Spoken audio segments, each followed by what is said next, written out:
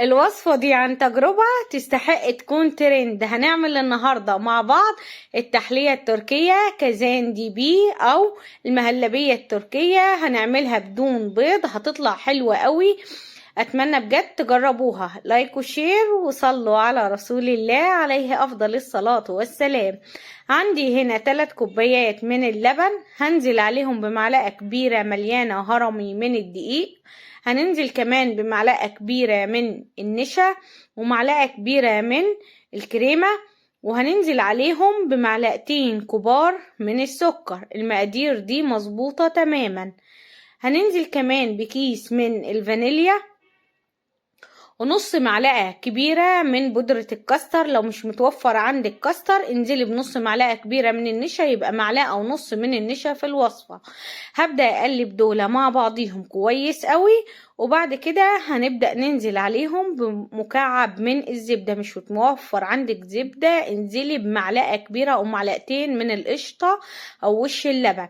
تحريك مستمر، رفعتهم على النار مع التقليب المستمر لحد لما يبدأ القوام يتقل معايا ويبدأ الخليط يغلي بالطريقة اللي انتوا شايفينها دي.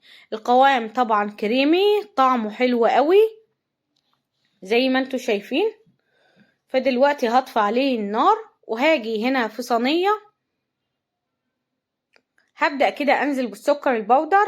لو مش متوفر عندك سكر بودرة ومش حابة تطحني انزلي بسكر ابيض عادي وسيبيه يكرمل على النار. طبعا انا رفعته هنا على نار متوسطة وهسيب السكر معايا لحد لما يتكرمل تماما.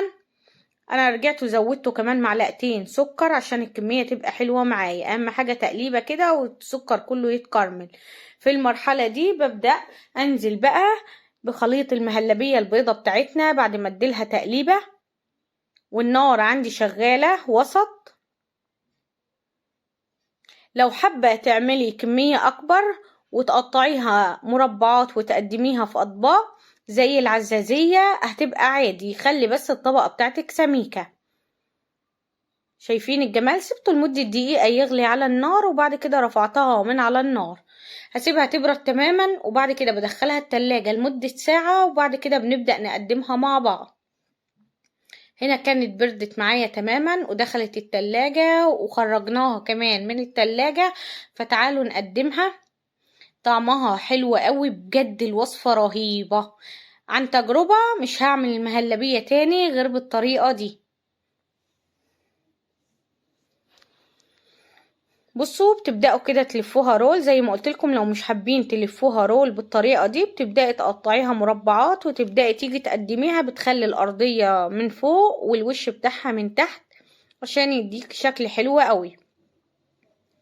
قدمتها في أطباق في طبق طبعا ورشيت عليها فول سوداني مجروش. طعمها حلو قوي، جميلة جدا، طعمها كريمي بجد. اتمنى تجربوها وتقولولي على رأيكم فيها. لايك وشير. لو عجبكم الفيديو صلوا على رسول الله عليه افضل الصلاة والسلام. استنوني في وصفات جاية كتير بإذن الله، كلها وصفات سهلة سريعة اقتصادية مغذية طعمها حلو قوي. اشوفكم على خير في وصفة جديدة بإذن الله.